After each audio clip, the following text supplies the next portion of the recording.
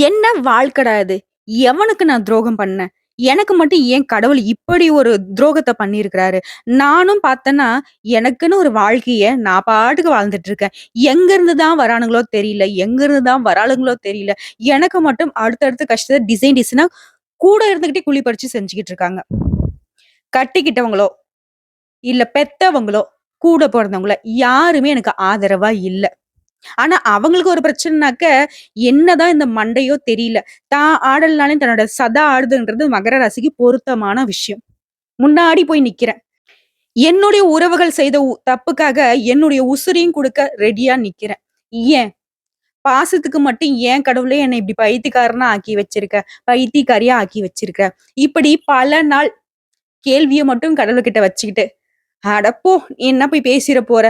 எப்பவும் சாகுற வரைக்கும் எனக்கு இந்த மாரி ஒரு வாழ்க்கை தான் குடுக்க போறியா?" அப்படின்ற ஒரு புரிதலோட வாழ்க்கைய வாழக்கூடிய மகர ராசிக்காரங்களே. இப்ப தலைப்பு பார்த்தோனே டென்ஷன் ஆயிருப்பீங்க. 5 கிரகங்கள் பலம் பெற்றிருக்காங்க. உங்களுடைய வாழ்க்கையே மாறப்போகுது. அதுவும் தலைவிதியே மாறப்போகுது. 100% சீக்ரெட்டான விஷயம். இத பார்த்து கண்டிப்பா டென்ஷன் ஆயிருப்பீங்க. அப்படி என்ன உங்களுக்கு இருக்க போகுது? இந்த வரக்கூடிய 15ஆம் தேதி முதல் உங்க வாழ்க்கை எப்படி மாறப்போகுது? பார்க்கலாங்களா? மகரத்த பொறுத்தவரைக்கும் தன்னுடைய ராசிக்கு அதிபதியே சனீஸ்வர பகவானா இருக்கிறதுனால, வேற யாரும் எனக்கு வேணா வைக்க வேணாம். நானே எனக்கு வேணா வச்சுக்கிறேன். நான் தான் முன்னாடியே சொன்னேன் இல்லையா? என்ன பிரச்சனை நடந்தாலும் என்ன சுத்தி இருக்கவங்களுடைய நன்மைக்காக நான் போய் தலைய வுட்டுக்கிறேன். அதுங்க ஆனா வந்துட்டு நானு அதுக்கு முன்னாடி நின்னு பொறுப்பேத்துக்கிட்டு கஷ்டப்படுறேன் அப்படிங்கிறத அவங்க யாரும் புரிஞ்சுக்கிறது இல்ல. தொடர்ந்து அவங்களோட வேலைய செஞ்சுக்கிட்டு ஜாலியா இருக்க தான் செய்றாங்க. நான் வழக்கம் போல என்னோட தலைய வுட்டுக்கிட்டு மாட்டிட்டு முழிச்சுட்டு தான் இருக்கேன். இப்படிதான் மகர ராசியோட குணம். உங்கள பொறுத்தவரைக்கும் பணவரவு அப்படிங்கிறது தாராளமா இருக்கக்கூடிய காலகட்டம். எதிர்பாராத செலவுகள் ஏற்பட்டாலும், அதிகரிச்சாலும், அத சமாளித்து விடுவதற்கான பணபலம் உங்ககிட்ட இருக்குங்க. கூடுமான வரைக்கும் தயவு செஞ்சு ஒரு ரிக்வெஸ்ட்டாவே சொல்றேன். உங்களுடைய சொந்த பந்தங்களுக்காக, உங்களுடைய உறவுகளுக்காக, உங்களுடைய உடன்பிறப்புகளுக்காக, அவங்களுக்காக அனாவசிய செலவுகள் செய்து கடன் வாங்கக்கூடிய ஒரு சூழ்நிலைக்கு தள்ளப்படலாம். நான் முன்னெச்சரிக்கையா சொல்றேன். அனாவசிய செலவுகள் செய்யாம தள்ளி நில்லுங்க. போதும். செஞ்ச வரைக்கும் போதும். இனியாவது திருந்துங்க. அடுத்ததா கணவன் மனைவிக்கிடையே அந்யோன்யம் அதிகரிக்கும். பெருத்த போராட்டமா இருந்துச்சு இல்லையா? கணவன் மனைவிக்கிடையே சண்டை, சச்சரவு இப்படியே போயிடுச்சு இல்லையா? அந்த நிலை மாறப்போகுது.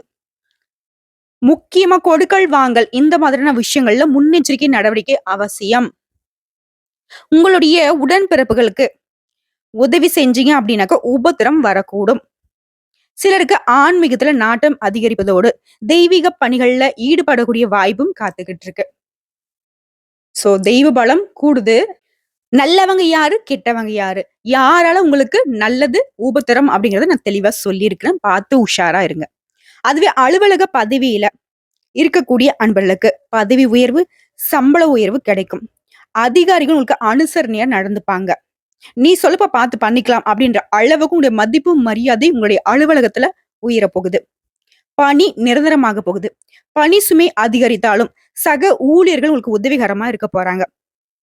சோ வேலைய பொறுத்தவரைக்கும் தனியார் துறையோ, இல்ல அரசாங்கத் துறையோ ரொம்பவே சாதகமா இருக்கு. வியாபாரத்த பொறுத்தவரைக்கும் கொஞ்சம் கூடுதலா உழைக்க வேண்டியிருக்கும். சொந்தமா தொழில் செய்யக்கூடிய மகர ராசிக்கு. பட் விற்பனை, லாபம் அப்படிங்கிறது அதிகரிக்குங்க. உங்களுடைய முயற்சிகளுக்கு கூட்டு தொழில் செய்றீங்களா? உங்களுடைய பங்குதாரர்களுடைய ஆதரவு கிடைக்கும். சொந்தமா தொழில் செய்யக்கூடிய அன்பர்களுக்கு உங்ககிட்ட வேலை செய்யக்கூடிய பணியாட்கள் நல்லபடியா ஒத்துழைப்பு கொடுக்க போறாங்க. அதுவே குடும்பத்தை ஆளும் பெண்களுக்கு நிம்மதியான நாட்களா அமைய போகுது இனி வரக்கூடிய நாட்கள். அலுவலகம் செல்லக்கூடிய பெண்களுக்கு அலுவலக சூழ்நிலை உற்சாகமா இருக்க போகுது. சோ சகல விதங்கள்லயும் நன்மைகள் உண்டு. குடும்பத்துல மட்டும் நல்லவங்க கெட்டவங்க யாருங்கிறத தோல் உரிச்சு காட்டியிருக்காரு கடவுள். பார்த்து சூதானமா இருந்துகிட்டா மட்டும் போதும். சோ இந்த பலன்கள் எல்லாமே உங்க ஜாதகத்துல இருக்கக்கூடிய கிரகங்களுடைய அமைப்பு பொறுத்து தான் இருக்கு. சோ உங்க ஜாதகத்துல எந்தெந்த கிரகங்கள் எங்கெங்க இருக்காங்க? அத பார்க்கலாங்களா? மகர நட்சத்திரத்த பொறுத்தவரைக்கும் உத்திராடம் நட்சத்திரம் 2ஆம் பாதம், 3ஆம் பாதம், 4ஆம் பாதம், திருவோணம் நட்சத்திரம், அவிட்டம்ல இருக்கக்கூடிய 1ஆம் பாதம், 2ஆம் பாதம். 6 நட்சத்திரங்களுடைய ஆட்சிய தான் மகர ராசின்னு சொல்லுவோம். பொதுவா மகர ராசின்னு சொன்னோம்னாக்க, ஒரு சிலர் யோசிப்பீங்க. "நீ சொல்றது எதுவுமே எனக்கு வந்து செட் ஆகலையே! என்னவா இருக்கும்?" அப்படின்னு யோசிப்பீங்க. சோ நட்சத்திரங்களுக்கும் தனித்தனி பலன்கள் இருக்கு. கொஞ்சம் மாறுபடும். உங்களுடைய ஜனன ஜாதகத்தை பொறுத்து, அதாவது உங்களுடைய பிறப்பு ஜாதகத்தை பொறுத்தும் மாறுபடுங்க. நம்ம சொல்லக்கூடிய விஷயங்கள் பொது பலன்கள். உங்க பேர் தெரியாது, ஊர் தெரியாது, எதுவுமே தெரியாம நான் உங்களுக்கு பலன் சொல்றேன் அப்டின்னாக்க, ஒரு சிலருக்கு ஒத்து போறதும், ஒரு சிலருக்கு மறுக்கிறதும் காரணம் உங்களுடைய ஜனன ஜாதகத்தை பொறுத்து மாறுபடுவதனால. ஆனா மேக்ஸிமம் ஆஃப் விஷயம் இது உங்களுக்கு செட் ஆகும். டீப்பா திங்க் பண்ணா மட்டும் ஒரு சில விஷயங்கள் மாறுபடுங்க. உங்க நட்சத்திரத்த பொறுத்தவரைக்கும் கிரக நிலைகள்னு பார்த்தோம்னாக்க, தன, வாக்கு, குடும்பஸ்தானத்துல சனி பகவான் வக்ரகதியில இருக்காரு. தைரிய, வீரிய ஸ்தானத்துல ராகு பகவான் அமர்ந்திருக்காங்க. பஞ்சமஸ்தானத்துல குரு பகவானும், ரண, ருண, ரோகஸ்தானத்துல செவ்வாய் பகவானும், அஷ்டமஸ்தானத்துல வெளிச்சமான கிரகமான சூரிய பகவானும், குளிர்ச்சியான கிரகமான சந்திர பகவானும், புத்திக்கு அதிபதியான புதன் பகவானும் 3 பேரும் கூட்டணியில இருக்காங்க. பாகிஸ்தானத்தை பொறுத்தவரைக்கும் சுக்கிர பகவான், கேது பகவான் அமர்ந்திருக்காங்க. சோ இந்த கிரக நிலையை வைத்து திருக்கணித பஞ்சாங்கத்தின்படி மங்கள காரியங்கள் எல்லாமே மிக அருமையாக நடைபெற போகுது. அதுவும் நல்லபடியா நடப்பதற்கு உங்களுடைய திட்டங்கள் தீட்டுவதற்கும் இந்த காலம் அப்படிங்கிறது பேர் உதவியா இருக்கும். ரொம்ப நாளா பிளான் பண்றீங்க. ஒரு நல்ல விஷயத்த நடத்தணும். திட்டம் போடுறது ஒண்ணு, அங்க நடக்கிறது ஒண்ணா இருந்துச்சு. சூப்பரா இருக்க போகுது. இப்ப நீங்க செய்யக்கூடிய முயற்சிகள் எல்லாமே வெற்றி குடுக்க போகுது. அப்படி ஒரு சாதகமான காலகட்டம். சுப செலவுகள் அதிகமாகும். குடும்பத்துல இருந்து வந்த சிக்கல்கள் அனைத்தும் நீங்கும். நீண்ட நாட்களுக்கு பிறகு குடும்பத்துடன் நீங்க ஒன்று சேர்வதற்கும், சுப நிகழ்ச்சிகள் சம்பந்தமான நிகழ்ச்சிகளை திட்டமிடுவதற்கும் இந்த நேரம் ரொம்பவே உதவிகரமா இருக்க போகுது. மனத்தடுமாற்றம் இந்த காலகட்டத்துல உருவாகலாம். பட் அத மட்டும் கொஞ்சம் ஆன்மீகத்துல மனச நாட்டத்துக்கு உட்படுத்தி, தெளிவான சிந்தனையோட இருந்தீங்கன்னாக்க அதையும் மாத்திக்கலாம். செலவு கூடும், எல்லாமே சுப செலவு. நீண்ட நாட்களாக குழந்தை பாக்கியத்திற்காக ஏங்கிக் கொண்டிருக்கக்கூடிய அன்பர்களுக்கு குழந்தை பாக்கியம் கிடைக்கும். தெய்வ அனுகூலத்தில் குழந்தைகள் பிறக்கும். வாழ்க்கை துணை அன்பா இருப்பாங்க. பிறமொழி பேசக்கூடியவங்க உங்களுக்கு உதவி செய்வாங்க. தொழில இருந்து வந்த சிக்கல்கள் அனைத்தும் நீங்கும். நீங்க நினைச்சத சாதிச்சு கொள்ளக்கூடிய தகுந்த சூழ்நிலை இப்ப இருக்குங்க. நல்ல முன்னேற்றத்தை நீங்க எதிர்பார்க்கலாம். உத்தியோக பணிகள்ல இருக்கக்கூடியவங்க, நீங்க இழந்த பதவி, நல்ல பெயரு மீண்டும் கிடைக்கும். எந்த முடிவையும் அவசரப்படாம நிதானமா எடுக்கிறது மட்டும்தான் உங்களுடைய கடமையாவே நீங்க வச்சுக்கணுங்க. பெண்களை பொறுத்தவரைக்கும் முயற்சி செய்து அனைத்து காரியங்களும் வெற்றி பெறும். உடல் ஆரோக்கியம் பலம் பெறும். மனக்கவலை நீங்கும். மாணவர்களை பொறுத்தவரைக்கும் மேல் படிப்பு சம்பந்தமாக முடிவெடுப்பதற்கு இந்த காலகட்டம் மிகவும் உதவிகரமா இருக்குங்க. உங்கள பொறுத்தவரைக்கும் பரிகாரம் அப்படின்னாக்க, முன்னோர்களை வழிபாடு செய்ய பண பிரச்சனைகள் நீங்குங்க. ஒவ்வொரு அமாவாசை நாட்களிலும் உங்களுடைய பித்ருக்களுக்கு வழிபாடு செய்வதன் காரணமா பண பிரச்சனைக்கு தீர்வு கிடைக்கும். சோ இப்போ வரைக்கும் பார்த்தது பொது பலன். நட்சத்திர பலன்களை பார்க்கலாங்களா? மகரம், உத்திரடாம் நட்சத்திரம் 2ஆம் பாதம், 3ஆம் பாதம், 4ஆம் பாதம். உங்கள பொறுத்த வரைக்கும் உறவுகளை அனுசரித்து சென்றீங்கன்னா, அவர்களுடைய உதவிகள் நீங்க கேட்காமலே கிடைக்கும். ஆடம்பர செலவுகளை குறைத்தால் மட்டும்தான் பொருளாதார சிக்கல்கள் இருந்து நீங்க மீண்டு வர முடியுங்க. நான் முன்னாடியே சொன்னேன், செலவுகள் அப்படிங்கறத நீ நினைச்சினா கட்டுக்குள்ள வச்சுக்க முடியும். அடுத்த மாணவர்களை பொறுத்த வரைக்கும் தன்னுடைய கல்வியில முழு கவனம் செலுத்தினால் மட்டும்தான் அதிக மதிப்பெண்களை பெற இயலும். வேலையில கடின உழைப்பு இருந்தா மட்டும்தான் தொழில நல்ல முன்னேற்றத்தை பார்க்க முடியும். அப்போதுதான் உங்களுடைய கஜானாவை பணத்தால நிரப்ப முடியும். தட்டி கொடுத்து வேலை வாங்குனீங்க அப்படின்னாக்கா, உங்ககிட்ட வேலை செய்யக்கூடிய அன்பர்கள் உங்களுக்கு ரொம்பவே உதவிகரமா இருப்பாங்க. அதனால உற்பத்தி பெருகும், லாபம் அதிகரிக்கும். மத்தவங்க கிட்ட பேசுறப்போ நிதானமா பேசுங்க. என்ன பேசுறோம், ஏது பேசுறோம் அப்படிங்கிறத புரிஞ்சுகிட்டு பேசுங்க. எச்சரிக்கையுடன் பேசுவது சிறப்பு. ஏன்னா எப்பவுமே ஒரு நல்ல காலம் இருக்கு அப்படின்னா, நமக்கு ஒரு மாதிரி ஒரு உற்சாகத்துல பேசிருவோம். ஆனா அது நமக்கு பிரச்சனை அப்படிங்கிறத மறந்துருவோம். இந்த காலகட்டத்துல இருக்க ராகு, குரு, செவ்வாய், புதன், சுக்கிரன் இந்த 5 கிரகங்களுமே பலம் பெற்று நன்மைகளை வழங்குறாங்க. நீங்க முக்கியமா காளிகம்பாளை வழிபாடு செய்ய வாழ்க்கையில முன்னேற்றம் உண்டாகுங்க. உங்களுக்கு பொறுத்த வரைக்கும் இனி வரக்கூடிய காலங்கள் எல்லாமே யோகத்தை தரக்கூடிய காலமா இருக்க போகுது. நீங்க மேற்கொள்ளக்கூடிய முயற்சிகள்ல எதிர்பார்த்த லாபம் உண்டாகும்.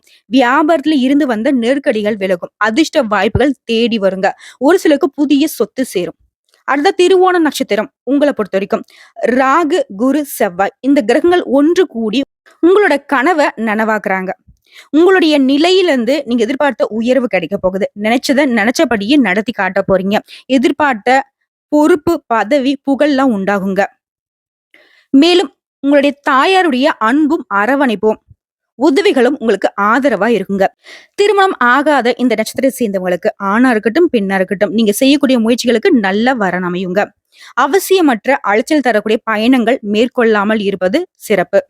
உங்களுக்கே தெரியும் இல்லையா? அவசியமான பயணம் எது? அனுகூலமான பயணம் எதுன்னு சொல்லிட்டு. நீங்க மேற்கொள்ளக்கூடிய பயணங்கள் உங்களுக்கு சாதகமா, பாதகமாங்கிறத முடிவு பண்ணிட்டு அப்புறம் பயணம் மேற்கொள்ளுங்க. அரசு ஊழியர்களுக்கு கட்டளைகளை இடும்படியான அதிகாரமிக்க உயர் பதவிகள் கிடைக்கும். பிள்ளைகள் கிட்ட நல்ல உயர்வான முன்னேற்றங்களை நீங்க எதிர்பார்க்கலாங்க. சுகமான சுற்றுலா பயணங்களை மேற்கொள்வதற்கு மனசுல மகிழ்ச்சி பொங்கக்கூடிய காலகட்டம். வாகனங்கள்ல போகிறப்ப மட்டும் எச்சரிக்கை தேவைங்க. உங்களுடைய நட்பு வட்டாரத்தை பொறுத்த வரைக்கும் உதவிகரமான புதிய நண்பர்கள் கிடைப்பாங்க. எழுத்து தொழில்ல முன்னேற்றம் ஏற்படும். தாய் மாமனுக்கு நன்மைகள் ஏற்படுங்க. சிலருக்கு கௌரவ பட்டங்கள் தேடி வருங்க. அடுத்த அவிட்டம் நட்சத்திரம் 1ஆம் பாதம் 2ஆம் பாதம். சுக சௌரியங்கள் அதிகரிக்கூடிய காலகட்டம். சுப செய்திகளால மனம் மகிழுங்க. வெளிநாட்டு பயணம், வாணிபத்தால தன லாபம் அதிகரிக்கும். வீட்டுல அமைதியும் நிம்மதியும் நிலவ போகுது. மனைவியின் பேச்சை கேட்டு நடக்க வேண்டிய சூழ்நிலை ஏற்படுங்க. வீண் செலவுகளை குறைத்துக் கொண்டு சேமிப்பை அதிகரிக்க செய்வது நல்லது. வியாபாரத்துல போட்டிகளை சமாளிக்க கொஞ்சம் கடினமா உழைக்க வேண்டி இருக்குங்க. அந்த உழைப்புக்கு ஏற்ற ஆதாயமும் கண்டிப்பா கிடைக்கும். விவசாயிகளுக்கு அதிக மகசூல் ஏற்படுங்க. லாபத்தால உங்களுடைய வசதிகள் பெருக்க போகுது. பணிபுரியும் பெண்களுக்கு தங்களுடைய உயர் அதிகாரியுடைய ஆதரவு உங்களுக்கு முன்னேற்றத்தை கொடுக்குங்க. பக்தி மார்க்கத்துல ஈடுபாடு அதிகரிக்கும். சுபகாரிய நிகழ்ச்சிகள் இல்லத்துல மகிழ்ச்சி பொங்க செய்யுங்க. மேலும் உங்களுடைய நட்சத்திரநாதன் 6ஆம் இடத்துல சஞ்சரிக்கிறதுனால உடல்நிலை சீராகும். செல்வாக்கு உயரும். உங்களுக்கு இருந்து வந்த எதிர்ப்புகள் விலகும். குருவினுடைய சஞ்சார நிலையும் அவருடைய பார்வையும் உங்களுடைய எதிர்பார்ப்புகளை பூர்த்தியாக்குங்க. நடக்காதுன்னு நினைச்ச காரியங்கள் கூட கடகடன்னு நடக்குங்க. சகல விதங்களையும் நன்மைகள் மட்டுமே வரக்கூடிய 15ஆம் தேதியிலிருந்து மகர ராசிக்கு நடக்க போகுதுங்க. இப்போ வரைக்கும் பொது பலன் பார்த்தாச்சு, நட்சத்திர பலன்களை பார்த்தாச்சு. இன்னும் கூடுதலாக இதுவரைக்கும் அஷ்டமஸ்தானத்துல இருந்து வந்த சூரியன் விலகி பாகிஸ்தானத்துக்கு செல்வது நல்ல அமைப்பு. ராசிக்கு 6க்கு உரிய புதன் 8ஆம் இடத்துல தனித்து இருக்கிறதுனால சில எதிர்பாராத நன்மைகள் உண்டு. மேலும் சொல்லணும்னா விபரீத ராஜயோகமான பலன் உண்டு. எதிர்பாராத மாற்றங்கள் மகிழ்ச்சியை அளிக்க போகுது. புதிய ஒப்பந்தங்கள் கிடைக்கும். தாய் வழி சொந்தங்கள் ஏதோ ஒரு விதத்துல உங்களுக்கு உதவிகரமா இருக்க போறாங்க. உத்தியோகத்துல மேல் அதிகாரிகள் உங்களுக்கு ஆதரவை கொடுக்க போறாங்க. சிலருக்கு புதுசா வீடு கட்டக்கூடிய யோகமான அமைப்பு காத்துக்கிட்டு இருக்கு. ராகு பகவான் 3ஆம் இடத்துல இருக்கிறதுனால மனசுல தைரியத்தையும் ஆற்றலையும் அதிகரித்து கொடுக்கிறாரு. காரிய தடைகள் எல்லாமே விலகி எல்லா விதங்களிலும் வெற்றிகள் உங்களை தொடர போகுது. உங்களை பொறுத்த வரைக்கும் பரிகாரம்னு பார்த்தோம்னாக்கா அனுமனை சனிக்கிழமைகள்ல வணங்க அனைத்து நன்மைகளும் விளையும். அருகே உள்ள நவகிரக சன்னதிக்கு சென்று 9 முறை வலம் வர எல்லா விதங்கள்லயும் நன்மைகள் அதிகரிக்குங்க. இவ்வளவுதாங்க. மகர ராசியை பொறுத்த வரைக்கும் வரக்கூடிய 15ஆம் தேதியில இருந்து யோகமான காலம் பிறந்துருச்சு. மனசுல கூடிய எல்லா கஷ்டங்களையும் விலக்கிட்டு வரக்கூடிய வாய்ப்பை பயன்படுத்திக்கிட்டு சந்தோஷமா இருக்க போறீங்க. இந்த வீடியோ பத்தி பிடிச்சிருந்தாக்க வீடியோக்கு லைக் பண்ணுங்க, நம்ம சேனலை சப்ஸ்கிரைப் பண்ணுங்க, மேலும் ஃப்ரெண்ட்ஸ் அண்ட் ஃபேமிலிக்கு ஷேர் பண்ணுங்க. இன்னைக்கும் என்னைக்கும் மகர ராசிக்கு சிறப்பான நாளாகவே தொடரட்டும். வாழ்க வளமோடு நலமோடு வாழ்க வாழ்க பல்லாண்டு வாழ்த்துக்கள்.